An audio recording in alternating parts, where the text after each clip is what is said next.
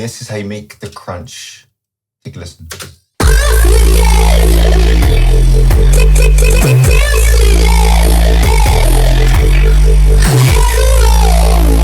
The principle of the sound is extremely simple. Some of you might already know how to do it on a theoretical. 2 words. Ring mod. Let me run you through it. Here is another example of how I use this effect.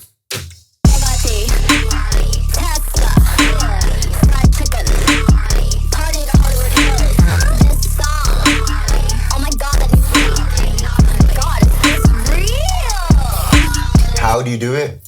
It's really simple, bro. I'm gonna run you through it real quick. So, you have your bass line. You got your bass line. Very simple. Very, very exceedingly simple.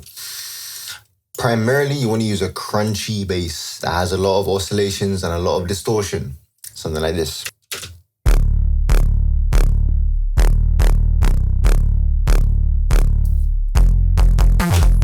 Cool. Once you have that, you create a separate send.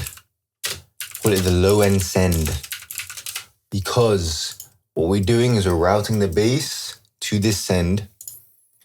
We're getting an EQ on here, and we are cutting out all of the high end. So really only the low end comes through. We're keeping in some of the mids because it has some warmth and some crunchiness. But we're cutting out any highs. We're keeping only the lows. That's what we want, the low end. Those are the big waveforms. Those are the big fluctuations of sound, of vibration. So we're keeping those in. Then with that, we route that to the vocals. Now the vocals on their own sound like this.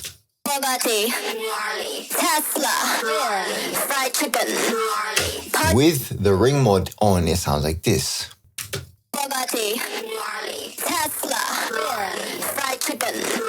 It sounds gnarly, one might say. So how do you actually set this up? What you do is, as I said, you route the bass to a low-end send, and then with that low-end send, what you do is you go to the vocal that you want to send it to, you right-click here at the bottom, hit sidechain to this track. That's going to give you one of these with no extra input, just the sidechain. Then you go on the place where your vocals are, you add the effect.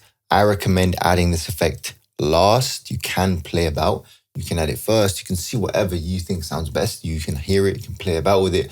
Me personally, I like to add it last because it just gives it a cleaner representation of what the bass line is actually playing, and it doesn't overly distort. Now, for you, there may not be such a thing as over distortion. You might just want to go full on fucktown and go crazy with it. Now, if you want to do that, be my guest. I'm not going to stop you, but I like to put it at the end because it gives it a cleaner kind of feel. But regardless, it gives it a more clean crunch. I like to have my songs like a clean dirty, you know? You have chaotic evil, good chaotic. I like to have a clean dirty. Does that make sense? Both clean and dirty at the same time. So, yeah, you bang on the ring mod sidechain. This is ring mod by Kilohertz. Simple plugin, free. You can get it online for free. Boom. You select input 3 plus 4 at the bottom here. You're cool. Click that. Boom. And then you click these little buttons here, the cog there, processing. Boom. Then you go on auxiliary. We select low and send because that is what we want. That is the input that is going to be sidechaining our vocals. The low end send that we've just created, where we cut out the bass. Cool. Next up, we play about with the bias, because when it's on 0, as it will be by default, it's way too strong. It's way too strong. So I put mine usually around about 70-ish, 70%, around there, 74, 75, doesn't really matter. Just play about it, see whatever sounds best for you, and use that, because that allows the vocals to come through whilst being gnarled up and distorted. So.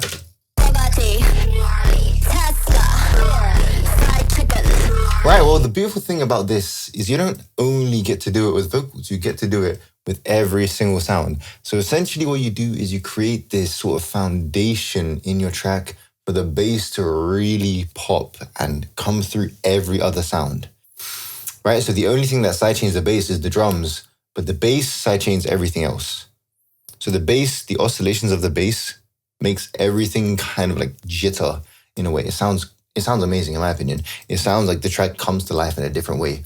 It makes the bass so prominent in a cool way. It doesn't make it louder. It doesn't make it more distorted, but it makes everything, it's like an illusion. It takes away the gaps in between and it makes everything sound like it's getting distorted by the bass when it's really not. It's just a ring mod. That's why I love this effect, because it's dirty but still technically clean. It's technically perfect. We can also put it on this sound right here. Without the ring mod, it's like this. And with the ring mod, you get a drill. You get a drill. It does the same thing, exactly the same thing as it does on the vocals. It's the same settings. It's routed from the same place, the low and send. You do the same exact things. You put it on there. One thing I want to add is after the ring mod, I would recommend you cut out the low end because it can add low end artifacts, especially when frequencies are oscillating quickly. It can create audio artifacts, which create clicks in the low end. And so I'd recommend adding an EQ afterwards if you want to completely polish your sound and you don't want low end in this sound. For example, in this sound, you definitely don't want any bass or sub coming through. So I cut out any low end. Same with the vocals. Depending on how low the vocals go, if it's a male vocal, you might want to keep some low end in, right? But for these specific vocals, in this case, I want to cut all the low end out. So yeah, make sure you add a high cut after the ring mod because you don't want that bleeding through. So, boom.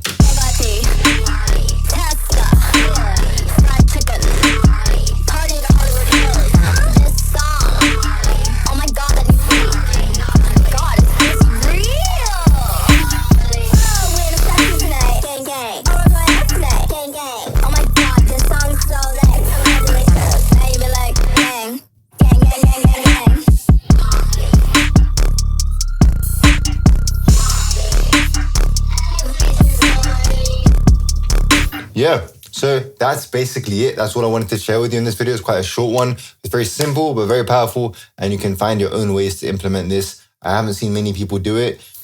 If there have been, I haven't seen them, like I just said. So I'm putting you on game. Love you for watching. Thank you. I hope you learned something new. And if you'd like to learn more, you can hit me up directly. The email is going to be in the description. Yeah, let's go.